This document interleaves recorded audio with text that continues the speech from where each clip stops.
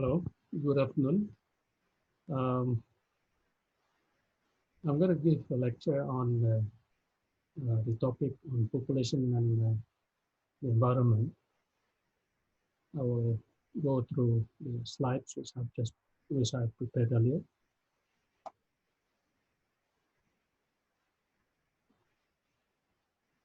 Okay. All right.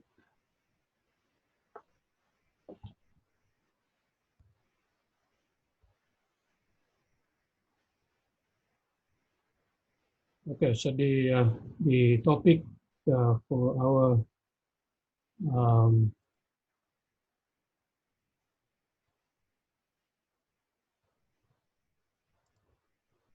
um, lecture this afternoon, as I said, is on population and environment.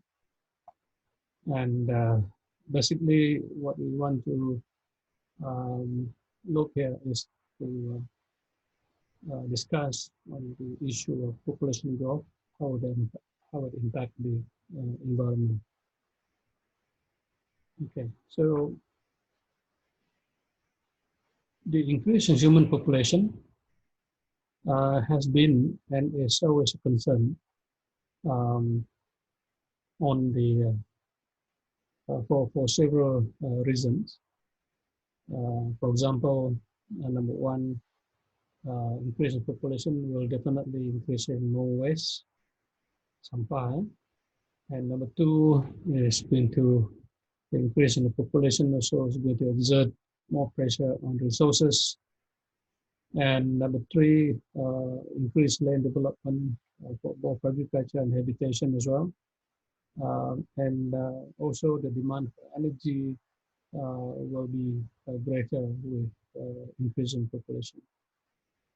And likewise, the demand for food and all that, and also the land for farming and all that will also put great pressure on wildlife and also marine life.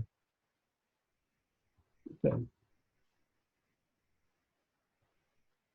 Um, it is suggested that human population growth is the biggest threat to the environment as well as to human life.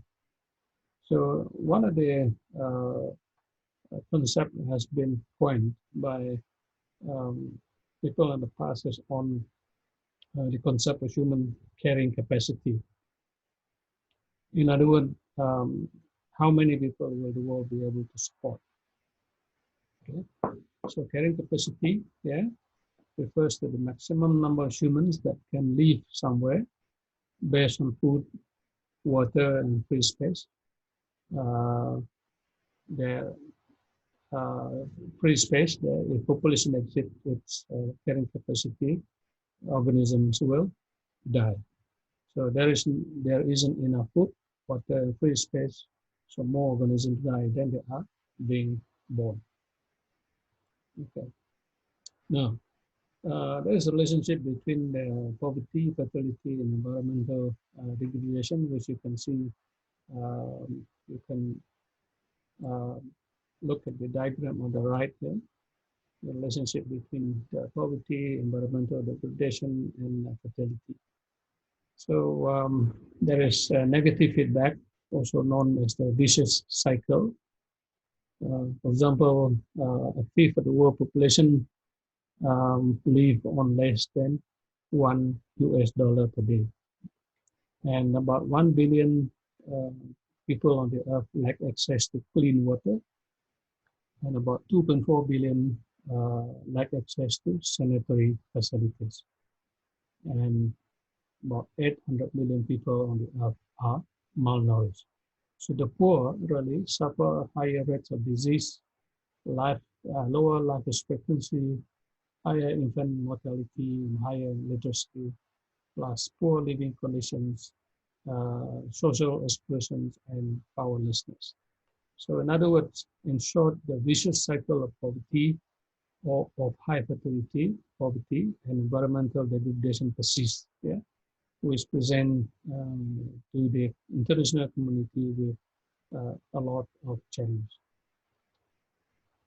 Okay, so if you look at this high fertility, will result in dwindling resources divided by more people, and that leads to poverty. So poverty will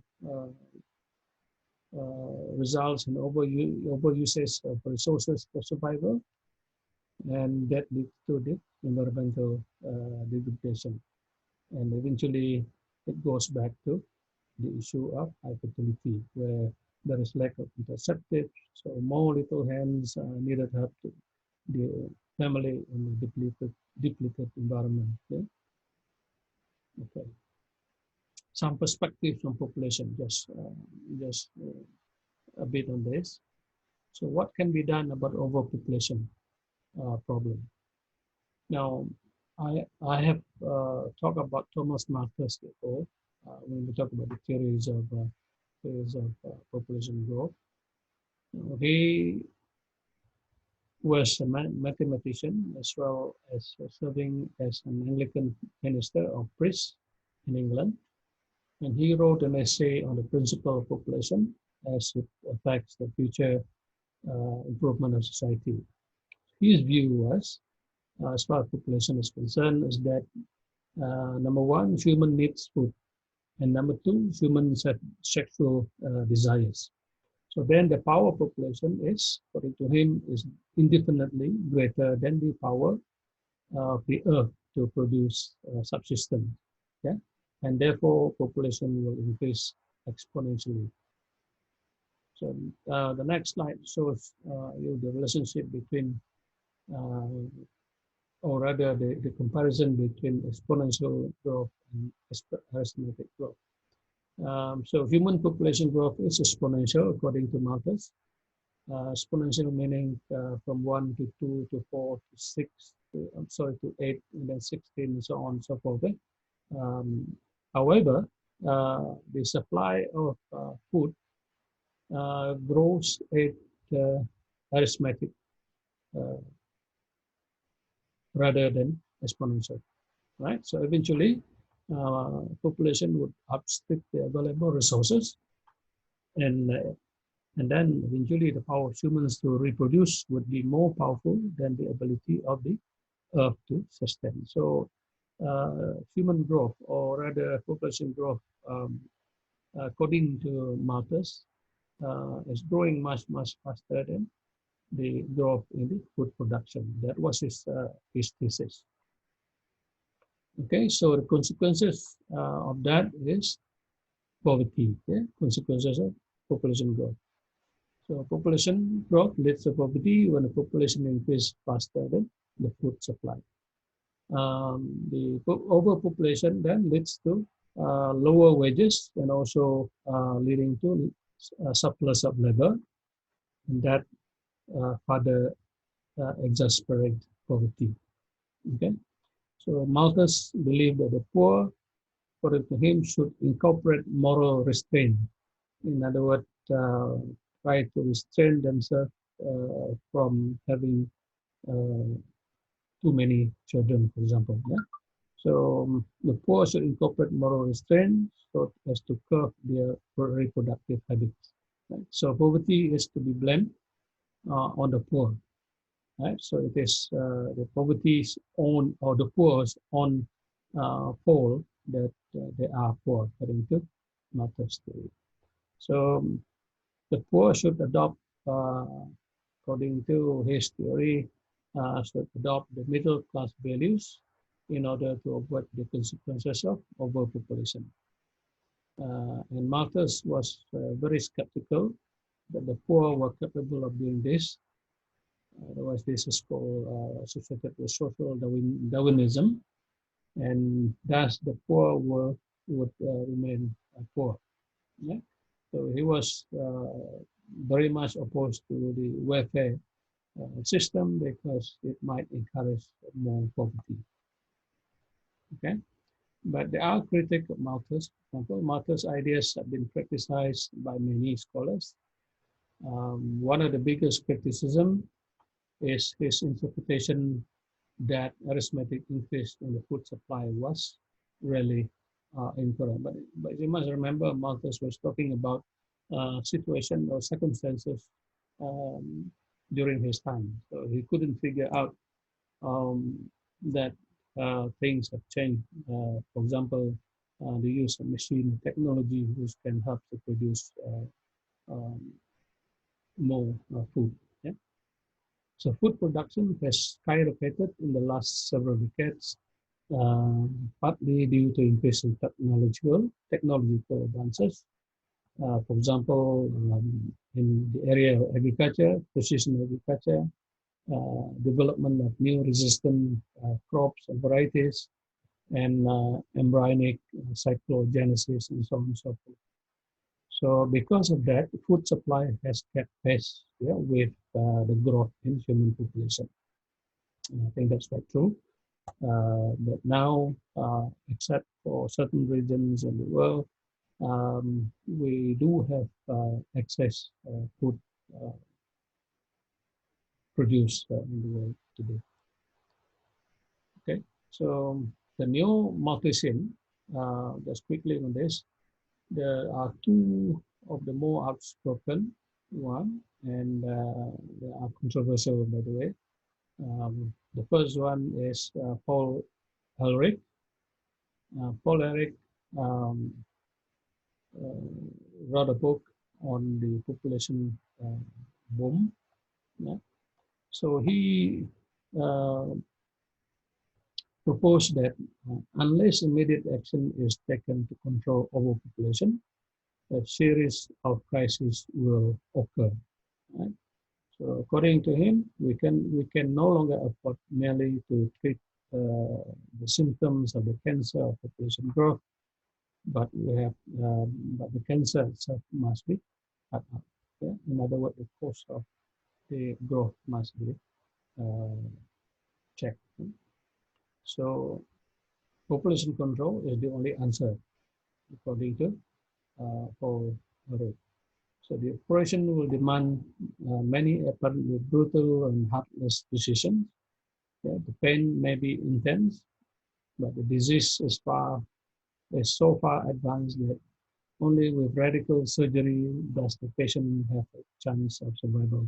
So he was just comparing poverty with cancer. Right?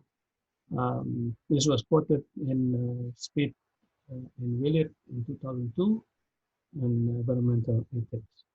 Right? Okay. Now another person who is critical about who's a neo-Malthusian and also critical about population growth is Garrett Hardin, who wrote a book on the tragedy of the commons. Okay, and he also is the author of the lifeboat ethics, right? Um, so in his book, uh, the lifeboat ethics here is referring to a world model in which the developed affluent nations, the rich nations that control and use most of the world's resources are in the lifeboat, yeah, dalam perahu, yeah. While as the struggling developed nations, the poor nations and so on, are plundering or swimming in the surrounding ocean. So what he concludes is that, according to him, it is foolish to try to rescue all the swimmers, and he suggests that the swimmers here really refers to the developing nations or developing countries. And he suggests that the ethically appropriate strategy is one of a triad. Um, triad is a term, for example, in hospital, there is a priority that one who is more serious or be um, will be attended to first. Yeah. So that's the idea behind this triad. So the haves here, the rich country, permit the poorest and least developed of the have-nots. Yeah. So in other words, he was talking about you have to choose, pick and choose. So the first one to be uh, that need attention or need help are the very poorest. Right? So those who can survive, who still can survive, just let them be. And that's basically the concept that Derek Harden was talking about. Yeah. Um, okay. So another one is the cornucopians. This is contrasting academic term to the neo-Malthusian. Yeah. So what the thesis is here that technological advances, according to this group, yeah, and the expansion of market economy will mitigate, will more or less resolve any problems presented by overpopulation. So if there are more people, according to them, then we will discover or invent new ways to feed them. So actually, technology will help us better utilize our resources, even to the extent of curing diseases as well. Right? So one of the prominent person among the cornucopians, sorry, is beyond lumber. Yeah, beyond lumber. Okay. Um, okay. Overpopulation. Now, how does it occur?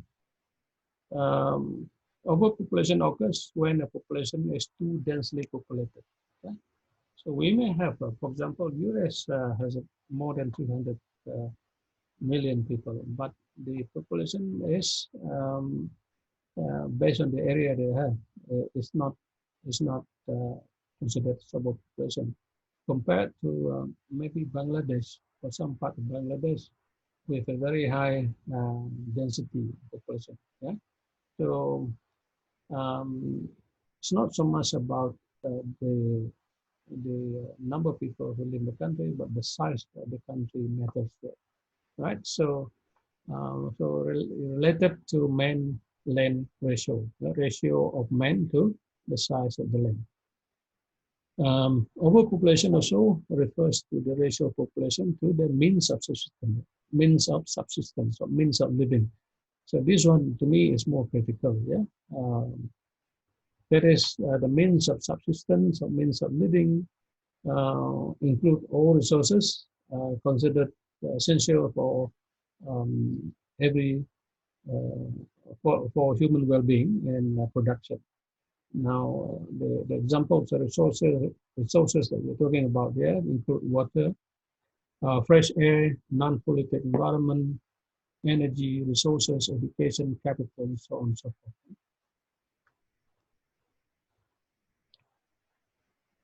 Okay, so so what are the factors which contribute to population explosion? Um, One is, as we've seen earlier on, is the agricultural advances. Okay, because the production for agriculture has improved and so on. So food supply increase, and so that can support the population as well. So food supply is one. So another one is the advances in medicine. So the improvement in medicine and hospital, um, in healthcare and so on. Yeah, has helped people to live longer. Okay, and another important one is the industrial revolution. That's actually is helping number one in terms of food production. Number two in terms of the living condition and so on and so forth. Yeah, the quality of life is improved. So, okay, so those are factors which have actually contributed to if there is such thing as population explosion. Okay, so if you look at this map here, you will see that not all parts of the world are equally populated. So those countries which have high density, for example, are the one in the dark color. For example, even in the United States, you have certain states like California and some of the northeastern state, uh, northeast state, including Florida, New York, and so on. Yeah? While as in Europe, you do have some black spot there too. And in India, Bangladesh, Pakistan, and China, yeah, and Vietnam. This is Vietnam, sorry. China, Japan, and some parts of Philippines and Indonesia, Java. Right? So those are the uh, high density areas in the world. Okay, just a bit on this. That in terms of forest cover, there is a correlation between population density and forest cover as well, or forest. Uh, in other words, the amount of forest on the surface of the earth. Yeah? So there seems to be, based on studies, seems to be a consistent declining in the per capita availability of forest. Yeah? If we divide the forest per individual, yeah, per capita, there is a trend with decreasing or declining per capita of availability of forest area. Yeah? So the per capita availability of forest, as you can see from here, shows the decreasing, yeah, trend. Okay, so as population density increase, the forest cover also per capita decrease.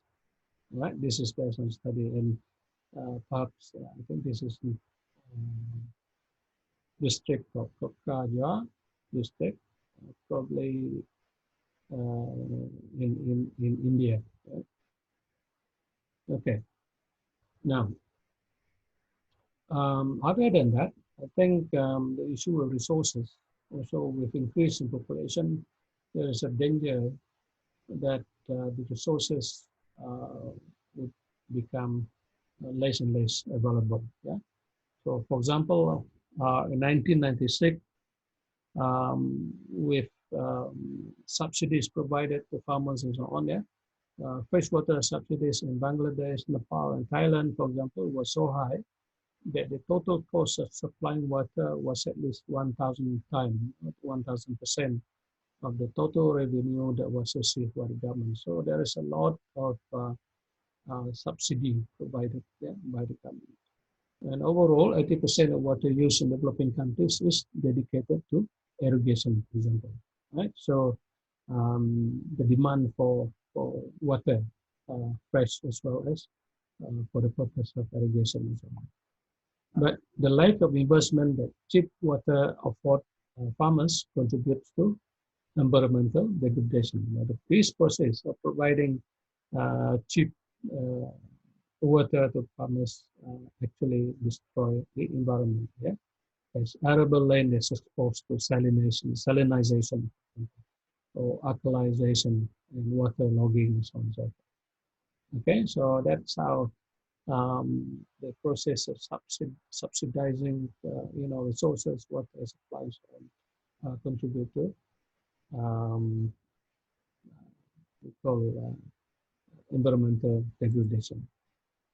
So to conclude, um, uh, it is poverty or vicious cycle of poverty rather that helps to perpetuate degradation.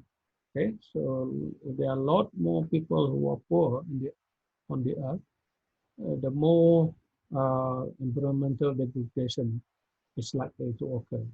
Okay, so policy changes, defining property rights and access to finance and technology will support environmental preservation regardless of population growth. So if we can improve that, yeah, in terms of the rights of people to property, the access to finance so that they can get rid of themselves out of poverty. That, according to the expert, will more or less support environmental preservation instead of degradation. Yeah. So, but the results of this depend very much on the support from institutions, relevant institutions, both public and also private, yeah, how they respond. So I think this is all that we have for uh, today. Basically, what we're trying to um, uh, explore here is the fact that if we can control population growth, if we can control, you know, population density and so on, that helps a lot in terms of controlling the damage to the environment, okay? Controlling environmental degradation. Okay, so less pressure on the land, less pressure on the forest, less pressure on rivers, and so on and so forth. Right. So thank you very much. I'll see you again in the next lecture. Okay. So the next class that we have will be on population policy, and that will be for the next class that we have. So thank you very much. Hope you enjoy this video, and do have comments if you do have, yeah, and let me know. And thank you very much.